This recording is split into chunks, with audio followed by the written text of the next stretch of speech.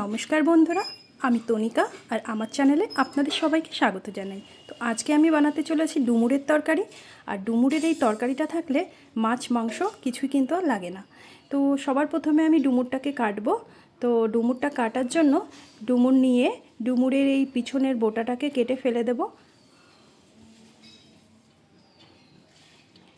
তারপর চারিদিকে যে ডুমুরের যে ছালগুলো আছে ডুমুরের কিন্তু সেটাই শুধু নিতে হয়, ভিতরে যে বীজটা সেটা আমরা ফেলে দেব। তো এইভাবে ডুমুরের উপরের যে স্কিনটা ওটাকে আমি চারপাশ থেকে ভালো করে কেটে কেটে নিয়ে নেব।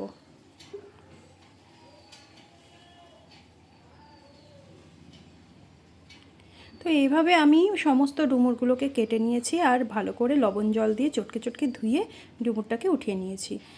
এবার একটি কুকার নিয়ে কুকারের মধ্যে আমি দিয়ে দিলাম 1 কাপ জল। দেখুন, কুকারের মধ্যেই চেষ্টা করবেন সেদ্ধ করতে একদম অল্প জল দিয়ে, কেননা কড়াইতে সেদ্ধ করলে বেশি জল লাগবে আর জলটা পরে ফেলে দিতে হবে, সেক্ষেত্রে ডুমুরের আয়রনগুলো সব কিন্তু বেরিয়ে যায়। তো লবণ আর হলুদ দিয়ে আমি এটাকে 5টা সিটি পর্যন্ত সেদ্ধ করব। অন্যদিকে আমি একটি কড়াই নিয়ে কড়াইয়ের মধ্যে দিয়ে দিলাম তেল। তেলটি গরম হলে আমি এর মধ্যে ছোট ছোট করে কেটে রাখা আলু দিয়ে দেব। এবারে এই আলুগুলোকে বেশ সুন্দর করে একটু ভাজা করতে হবে। অন্যদিকে আমি একটা মশলা তৈরি করে নিচ্ছি।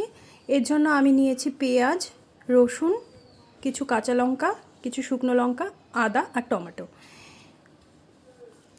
এবার এগুলোকে ছোট ছোট করে কেটে একটি মিক্সির জারে নিয়ে নিয়েছি। এর মধ্যে মিশিয়ে দিলাম 1 চামচ ধনে আর 1 চামচ জিরে।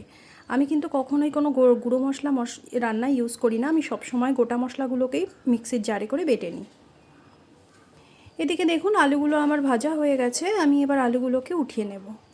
আর এই যে ডুমুরটাকে সেদ্ধ হয়ে গেছে, ডুমুরটা আমি একটু হালকা চটকে রেখে দিলাম।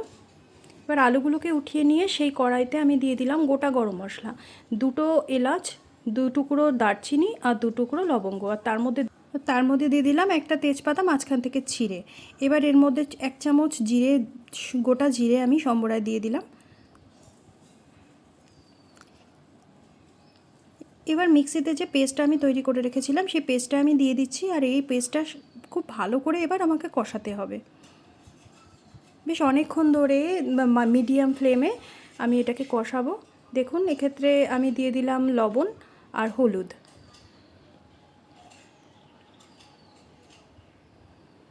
বেশ কিছুক্ষণ ভালো করে এটাকে কষিয়ে নিতে হবে।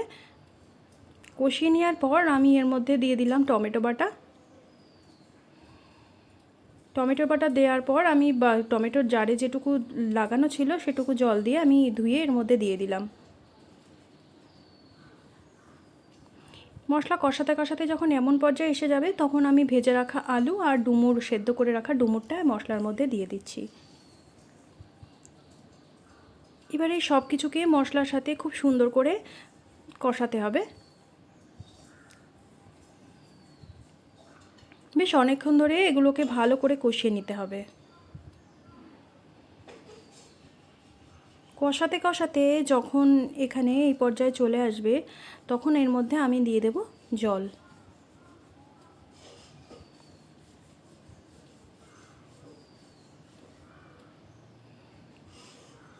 আমি এখানে 1.5 কাপ মতো জল দিলাম।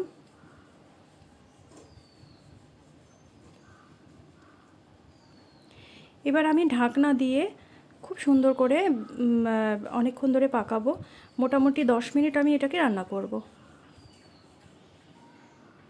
10 মিনিট পরে দেখুন আমি ঢাকনা উঠিয়ে নিয়েছি, আমার ডুমুর একদম তৈরি হয়ে গেছে। এবার আমি এর মধ্যে দিয়ে দেব স্বাদ মতো চিনি। আমি এখানে 1 চামচ চিনি দিয়েছি, আপনারা আপনাদের স্বাদ মতো দেবেন।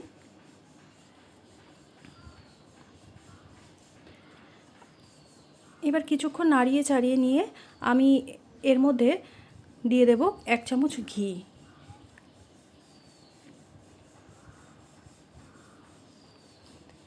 আর তার সঙ্গে আমি দেব সানরাইসের গরম মশলা গুঁড়ো।